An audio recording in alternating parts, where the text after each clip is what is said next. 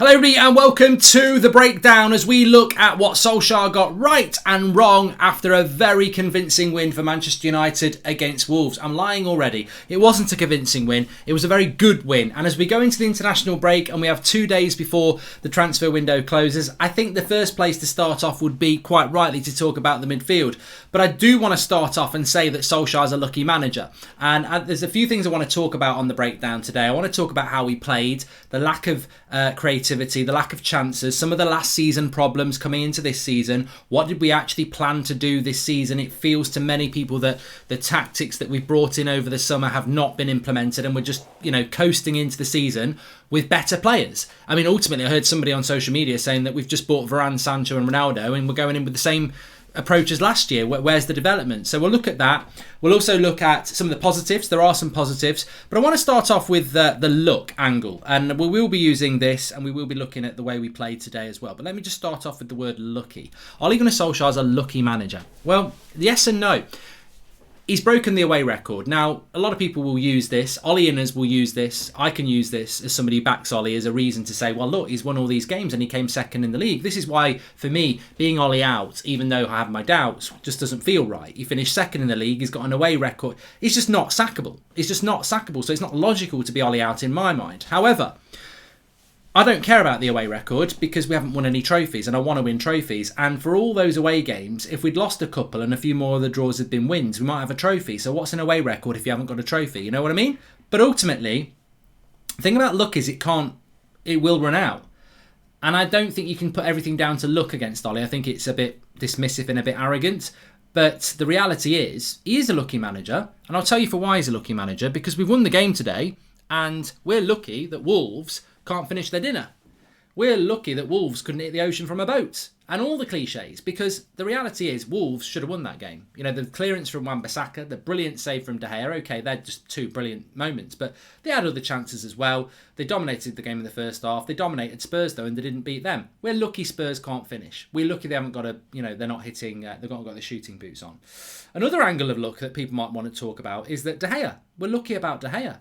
Because by all accounts, and I'd heard it as well, we were going to start the season with Henderson. And De Gea's been bloody brilliant. And De Gea basically won us the game today. Does Dean Henderson make that save? Maybe he does. But what if he doesn't? We lose the game. So, he's been lucky in that sense because De Gea should be the goalkeeper. And I don't want to, just on De Gea, can I just say, I don't want to hear any more about rotating goalkeepers. I don't want to hear when De Gea makes a mistake, drop him for Henderson. Alisson makes mistakes. Ederson makes mistakes, and the managers of Pep and Klopp stick with them. Now is the time to stick with David De Gea. I never understood it anyway. I don't understand it. He's 30. 30 for a goalkeeper is like being 26 for an outfield player. He's in his prime. He's back to his best. You stick with De Gea. But let's look at the tactics, because a lot of people will talk about the midfield and they'll talk about this guy. They'll talk about Fred. I actually think the midfield problem today, or yesterday, depending on when you're watching it, was Paul Pogba. It's very easy and lazy when you're looking at a game tactically to say, well, the problem's Fred, he's shit, he can't pass, he gets knocked over, people were skinning him all day. I agree. But actually, the tactical problem was Paul Pogba. And not because Paul Pogba had a bad game. Paul Pogba was the problem. Fred was crap, and that's a fact. I think most people can agree with that. That's not the problem. You take Fred out, you put a better player in, they might have been crap, they might have been ineffective. Pogba wasn't crap, he was ineffective. He was ineffective because you're asking Paul Pogba, who is a very good creative player. He can drive with the ball. He can hit 40-yard passes. He's physical. And he's quick. And as I said, he's a skillful player. He can make things happen, but he can't make things happen from here. I like Pogba around this area in the midfield. I don't like him around this area, and that's where we saw him today. And we also saw Bruno nowhere near him. Pogba and Bruno were like distant relatives, when over the last few weeks of last season and the first 2 games of this season, they've always been within about 10 yards of each other, and today nowhere near each other. We ended up with this weird situation that I spoke about during the watch along, where we had 4 players basically playing up front, and we saw it a bit last season as well. We saw it against the A. There's no way of, you really want, what Sancho wants is he wants the ball into feet, he wants to play triangles, so does Bruno, and we ended up with Pogba miles away looking to hit these long balls. And that to me In the look, the problem is midfield at United. I think we all know it. It's not rocket science. No one's going to, win any Nobel Peace Prizes for tactically analysing Man United's problems. It's not a problem to solve in the sense. Well, it is a problem to solve, but it's not a hard problem to solve. It's the midfield. But the reason Paul Pogba is the best way to identify the problem is because Paul Pogba can play in the midfield. He's done it all his career. This left-sided stuff, it's all nice and pretty, but it's not really what he is. This is what Pogba is. He's here. He's a number 8. He's a number 8 with licence to get forward. Paul Pogba said it himself in an interview at the end of last season. I liked where I played for Juventus. I like where I play for France. At Manchester United, I have to be more disciplined. And we saw it again today. He has to be more disciplined because we haven't got a holding midfielder who can hold the midfield. So, look, and as I said before, a holding midfield doesn't just do it on their own. The number 8 has to support and help them, but they have licence to get forward. And he can't do that. Every time Pogba plays in the midfield, we don't get the best out of him because he never plays as an 8. He plays as an accompanying 6. He's way too deep. And that is why signing a midfielder or, solving the midfield issue is Pogba's problem, but it's Solskjaer's problem and it's our problem as fans. If Pogba could play in the natural role and we got him closer to Bruno and closer to these wide players, we would be a better team. And this player would patrol. Prime Matic, we said it yesterday. That is the problem. Pogba is not playing as an 8. He's having to play as an accompanying 6. And that is why today United was so poor and so, dismissive of the ball. And if you watch Wolves, if you can be asked, the way they moved the ball about, I was so impressed with Wolves. If they had a number 9 like Cavani, they probably would have beat us 3 or 4-0. Very impressed with the way Wolves moved the ball about. Disgusted with the way we moved the ball about. It was boring. It was slow tempo. It was last season. And this is the problem. There are some good things from last season that we've improved on. And whether it's down to that Eric Ramsey or not, I think it's down to Varane. The good things I want to say is defensively, set pieces were a lot better. Offensively, not so good, but Wolves defended very, very well. I think we're getting better at set pieces. And I think Varane will make us better anyway, but I think we are getting better. And also, one of the big things I wanted to say is that I think when crosses are coming into the box from the far-hand side from over here, and it's Lindelof, Wan-Bissaka's right next to him. Today, Wan-Bissaka was more on the back post. And that was very abundantly clear. And that's going to be a massive improvement. We're going to see a better Wan-Bissaka. Wan-Bissaka actually had one of his best games in a long time.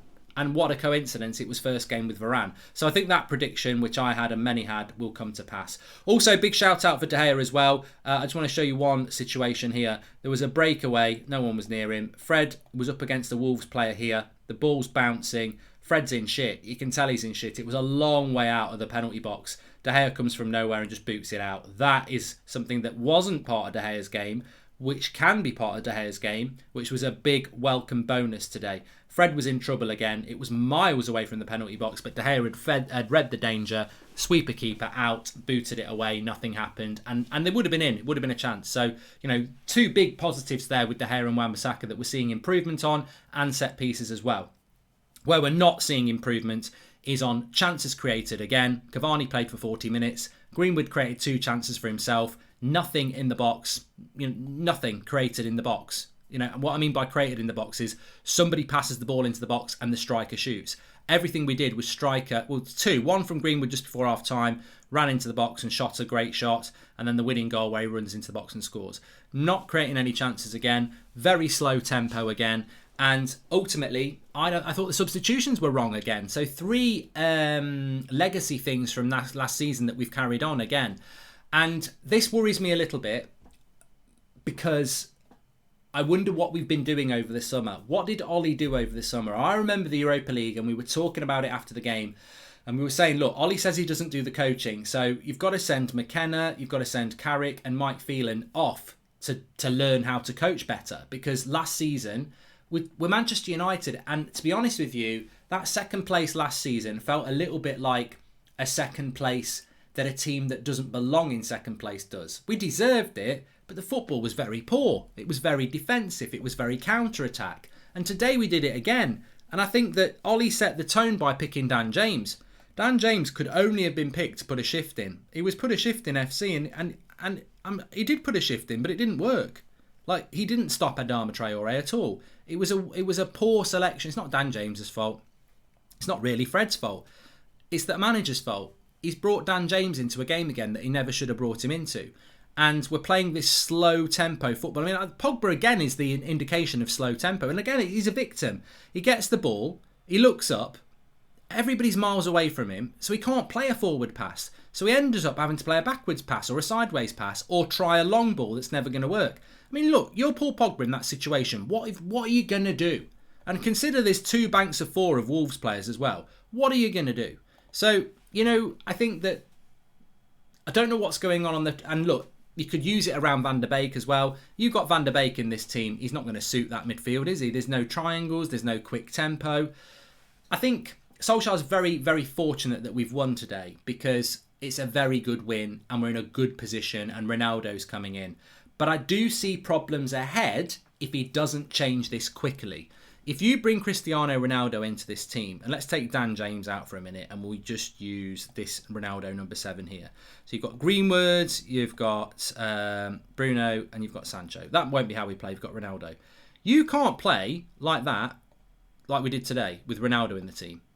That's just we just can't do that, and we won't do it against Newcastle anyway. So it's a good experiment. What we've got to do with Ronaldo is get the ball into the box, get higher up the pitch. Get Bruno there. Get Pogba further forward. Get the whole team further forward. And today we didn't do it. And I don't know why we didn't do it. Because we could have done it. He could have done it. And he chose not to do it. He chose to be very, very pragmatic. Very slow in the tempo. And ultimately, it's a great win, but it's a lucky win. I think if we played that game 10 times, we wouldn't have won it 5 times. So he's rolled the dice and he's got lucky today. And he's got to look into future games about how he's going to get the best out of Ronaldo. And I'll keep saying it. Ronaldo only works if you create chances. And at the moment and last season, we didn't create chances. And as I said in my match reaction, Cavani comes on for 40 minutes. He gets no chance. I'm so glad Martial didn't play because people would have said, it's Martial, he's finished. It's not Martial. It's not Cavani. And it's not going to be Ronaldo. If they don't get chances, then we don't score. We had 2 shots on target in the whole game. One was Fred P. Roller shot from the edge of the box. And the other one was the goal that won it from Greenwood. So we're not creating chances. And those 2 shots are individualistic as well.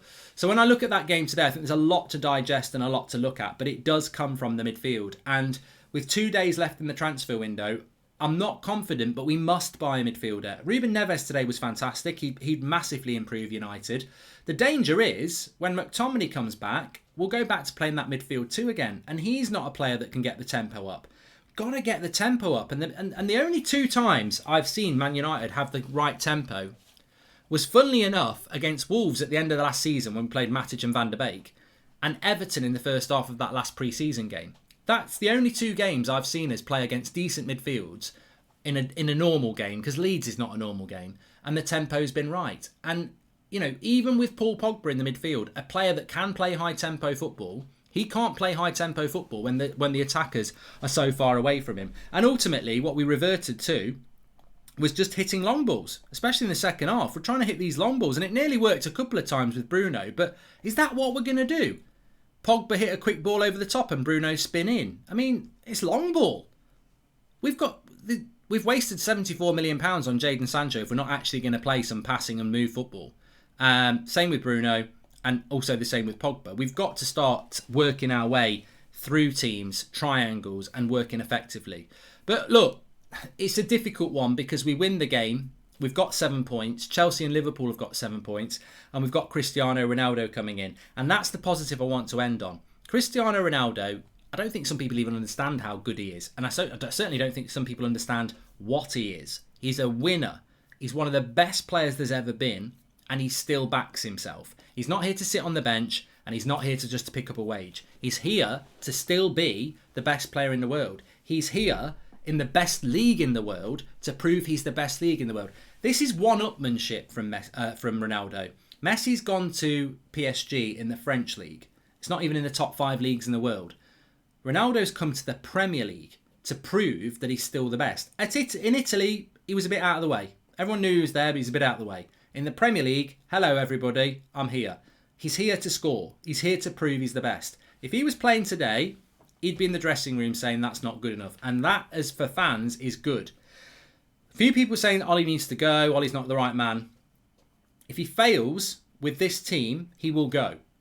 But I'm hopeful, and hopeful is a funny word, but I'm hopeful because I think Varane made us so much better today. I thought the back four looked very good today. The front line will be very good if we sort the midfield out. And if he sorts the midfield out, this team will become a very good team. I just don't think Cristiano Ronaldo is going to put up with no chances. No chances created for him in a game. So things are going to have to change at United, and he's going to have to stop whatever this is. Whatever this front four is, and Pogba deep with somebody else, that gap is a void that nearly cost us the game today. We've got to close that gap, and you close that gap by doing things like this, tucking these people in, and, you know, Ronaldo and your fullbacks bombing on. That's how you do it, and that's why we'll have to do it. Anyway, look, smash a like on the video. Make sure you subscribe, bottom right-hand corner. I also want to say as well, we did play a higher line today. I predicted that with Varane, and we played a very high line today compared to what we would have done with Lindelof. But that's the pace and everything you're going to get with Varane, who I thought was superb. Thanks everyone for watching. Smash a like. Let's see what's going to happen in the next couple of days. We'll hit in with the transfers tomorrow morning at 10 AM. Speak to you all in a bit.